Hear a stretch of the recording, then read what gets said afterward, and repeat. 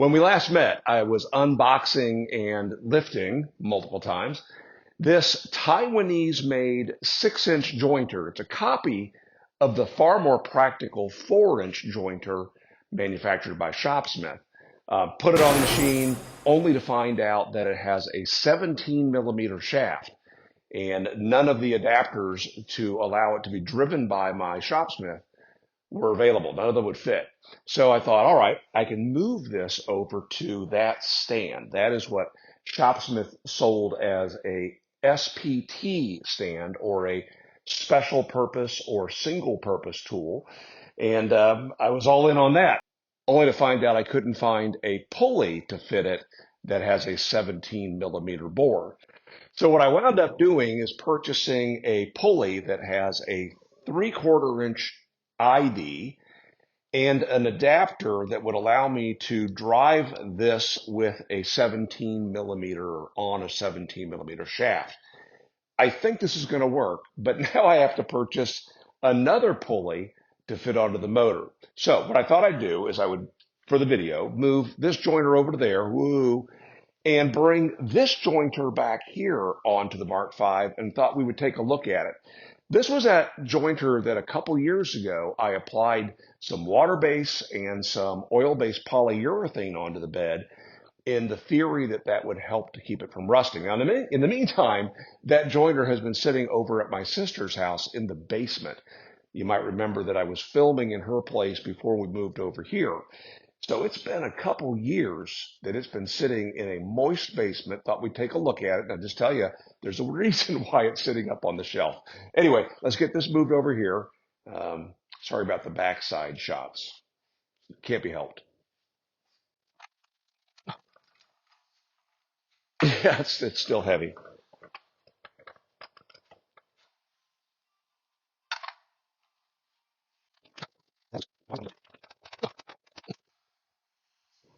Boy, it just doesn't want to come up. I guess I'm going to have to remove it from its mounting tubes. It's just what I wanted. We'll move the mounting tubes over, get them onto the base, and then we'll move the jointer. That means moving the jointer first. Oh gosh, I get to move the jointer twice.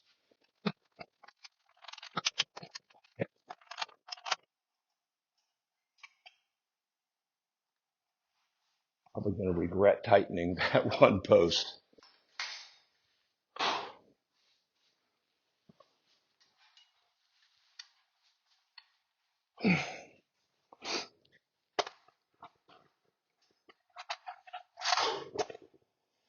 There we go. Oh, I can't believe that thing. Okay. In the next video, we'll take a look at that. We'll talk about how to calculate the appropriate pulley and belt sizes to drive something on its own stand. And I'll get back to that. But take a look at this jointer.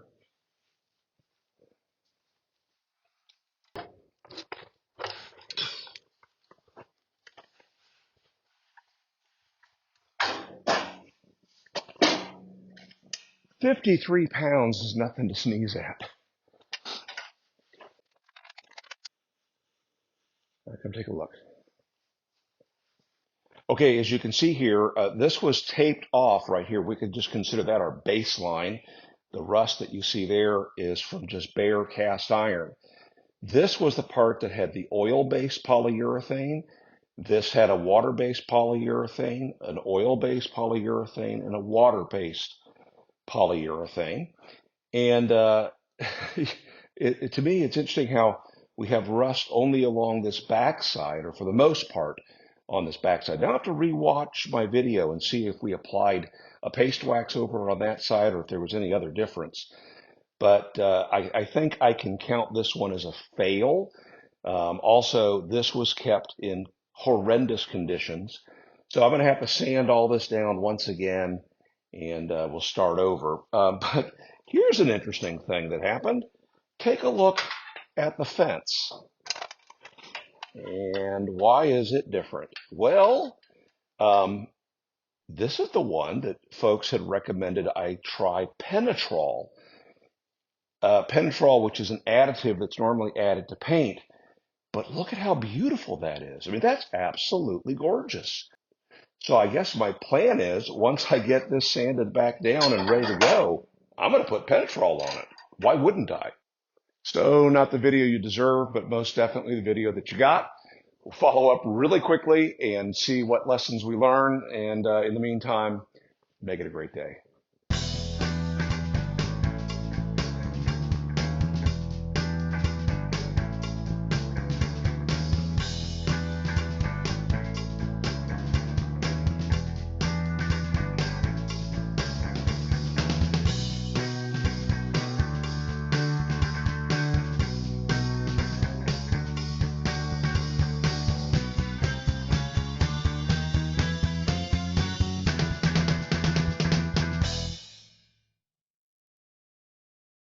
So what I wound up doing is buying a pulley that has a 3/4 inch bore and an adapter that will allow me to put that 3/4 inch bore pulley onto a 17.